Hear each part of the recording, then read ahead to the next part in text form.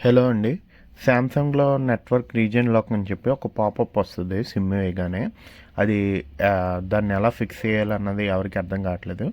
నేను చూపిస్తాను మీకు. ఇది శామ్‌కీ అని చెప్పి అఫీషియల్ మాట. శాంసంగ్ వాళ్ళది అఫీషియల్ వెబ్సైట్ ఇది. దీని క్రెడిట్స్ కావాలన్నా, లాగిన్ ఎలా చేయాలన్నా, రిజిస్ట్రేషన్ ఎలా చేయాలన్నా, నన్ను ఏ డౌట్ ఉన్నా నన్ను మెసేజ్ చేయండి. కింద డిస్క్రిప్షన్‌లో నంబర్ ఇస్తాను.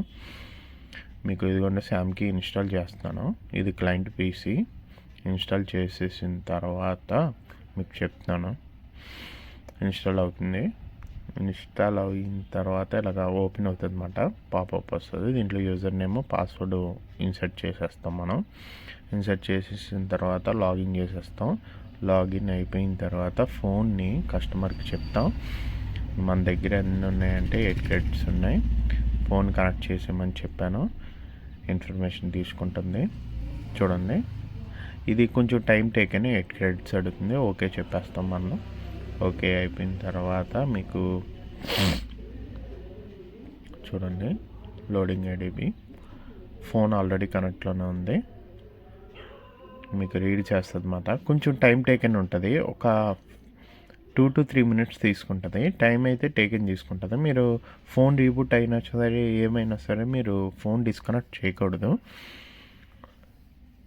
ఆ క్లయింట్కి చెప్పేస్తున్నాను నేను, don't touch the phone and please wait అని చెప్పి. అది రీబూట్ అయినా సరే కొంతమంది ఏం చేస్తారంటే, రీబూట్ అయిపోయింది కదా అని చెప్పి అయిపోయింది పని అనుకొని చెప్పి మీకు డిస్కనెక్ట్ చేసేస్తారు.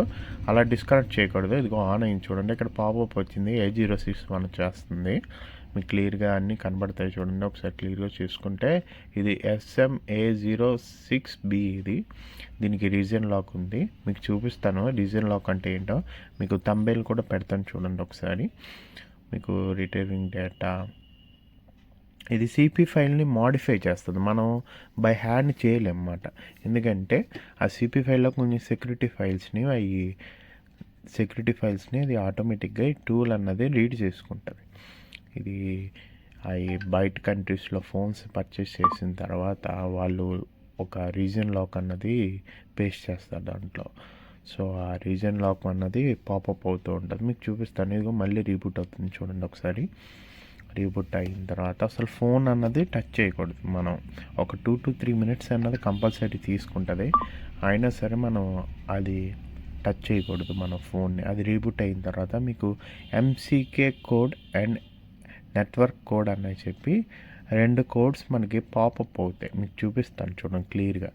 మళ్ళీ రీబూట్ అయింది, మళ్ళీ వచ్చిందన్నమాట A06 అని. సైడ్కి మీకు నోటిఫికేషన్ వస్తుంది చూడండి, ఇన్స్టాలేషన్ ఫోన్ అని చెప్పి అవుతుంది. ఇది చాలా స్పీడ్గా అవుతుంది. ఒక్కొక్కసారి మన ఇంటర్నెట్ బట్టి అది 2 to 3 minutes కంపల్సరీ తీసుకుంటుంది. సర్వర్ టేకింగ్ మాట. వెయిట్ చేయాలండి. ఫోన్ అయితే డిస్టర్బ్ చేయకూడదు. ఫోన్ని స్లోగా అవుతుంది ఇది. మీకు ఎటువంటి ఇదిగోండి MCK నెట్వర్క్ కోడ్ 2 వస్తున్నాయి. ఒకసారి మనకి ఏదైతే పాపప్ వస్తుందో కస్టమర్కి, ఆ పాపప్ అన్నది మనం ఇక్కడ క్లియర్గా నోటెట్ చేసుకుంటాం.